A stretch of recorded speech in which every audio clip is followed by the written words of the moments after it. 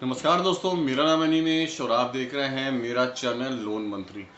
दोस्तों, जैसा कि आपने थंबनेल देखा है, पहले आपको एक बात मैं बोलना चाहूँगा कि आप लोग से एक छोटी सी शिकायत है। वो है क्या, आप लोग यार वीडियो देखते हो पर उसको सब्सक्राइब नहीं करते हो, तो प्लीज़ चैनल को सब्सक्राइब कर दो यार, केवल 1 सेकंड चाहता है। तो चलिए दोस्तों, जैसा कि मैं आपको वीडियो शुरू करता हूँ, मैं बोलता हूँ कि आपने जैसा कि थंबनेल देखा है, आप खराब सिविल स्कोर में भी मिलेगा आपको लोन। तो दोस्तों, आपको जैसा मालूम है कि कोविड का दौर पिछले साल था, इस साल फिर से कोविड फैल रहा है। बहुत लोगों का जो बिजनेस है वो इससे इम्पैक्ट हुए हैं, कई लोगों की नौकरियां इम्पैक्ट हुई हैं और उनको लोन मिलने में परेशानी हो रही है। परंतु जिस हिसाब से कोविड है और जो बैंक जितने हैं यार, अब वो भी ये बात समझ गए हैं। इनको कहना, मैं थोड़ा कैमरा सेट कर लूँ यार, थोड़ा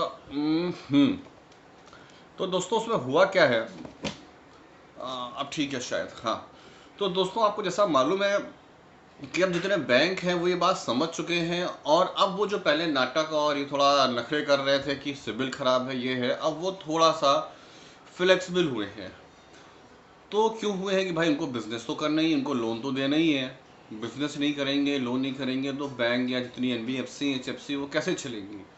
तो अब थोड़ा फ्लेक्सिबल हुए हैं।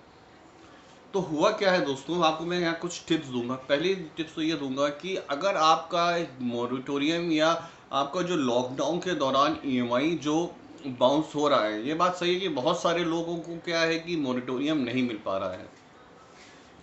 तो मैंने पहले भी कई वीडियो बताया, अगर आपको मोरिटोरियम नहीं भी मिलता है लेकिन फिर भी आपका जो बैंक है जिससे आप लोन लेना चल रहा है, या जिससे आपका जो लोन पूरा ईएमआई जा रहा है, उससे आप मेल पे कम्युनिकेट करते रहो।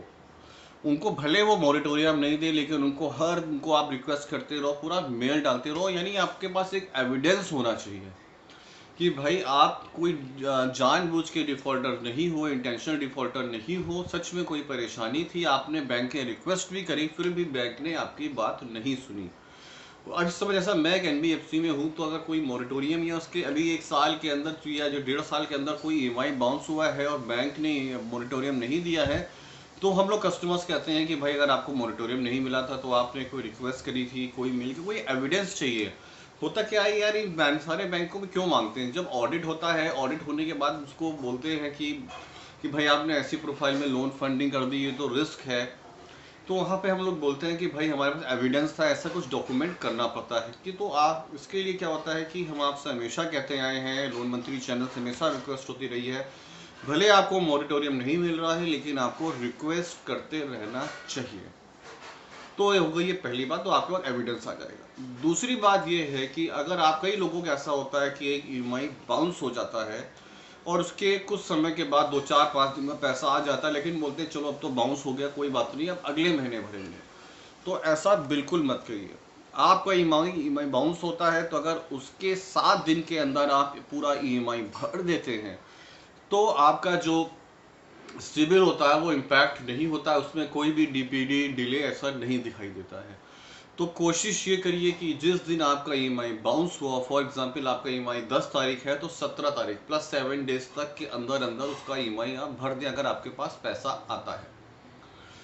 तीसरा पॉइंट ये है कि कई बार हो सकता है कि, अब मैंने कई बार बोला है कि आप पार्ट पेमेंट करो। आपका ईएमआई 15,000 का है, आपके पास 5,000 रुपये हैं, तो आप एडवांस यानी जो 10 तारीख है उसके पहले 5,000 रुपये आप जमा कर दो, और जमा करने के बाद बैंक में रिक्वेस्ट कर दो, सिर्फ एक मेल कर दो, मेरे पास इतना है तो मैं इतना ही दे सकता हूँ, बाकी पैसा मैं बाद में दूंगा। तो आप 5,000 रुपये बैंक के खाते में जाके जमा कर दो, किसी से कुछ पूछना नहीं है, पैसा जमा करना और मेल कर देने का है बस। आप बैंक वाले से बोलोगे, जाहिर सी बात है वो लोग आपको मना करेंगे, आप सेकंड पेमेंट, आपका पार्ट पेमेंट जो होता है वो हो जाता है। तो दोस्तों, ये 3 पॉइंट अगर आप फॉलो करते हैं तो यकीन मानिए आपकी जो फाइनेंस डिसिप्लिन है, जो फाइनेंस लाइन है, उसमें काफ़ी ज़्यादा आपको रिलैक्सेशन मिलेगा और काफ़ी आपका नुकसान होने से बच जाएगा।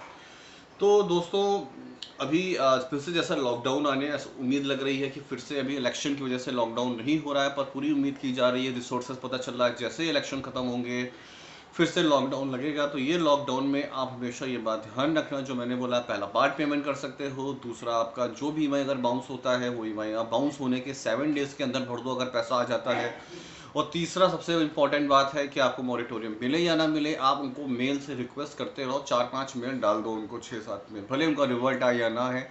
और वो जो मेल डालो उसका प्रिंट आउट निकाल के हमेशा अपने पास रखिए। तो दोस्तों उम्मीद करता हूँ आपको वीडियो पसंद आया होगा। अगर आया होगा तो उसको लाइक, चैनल को सब्सक्राइब और वीडियो को शेयर जरूर कर देना। नेक्स्ट वीडियो फिर से मिलेंगे, तब तक नमस्कार, जय हिंद, वंदे मातरम।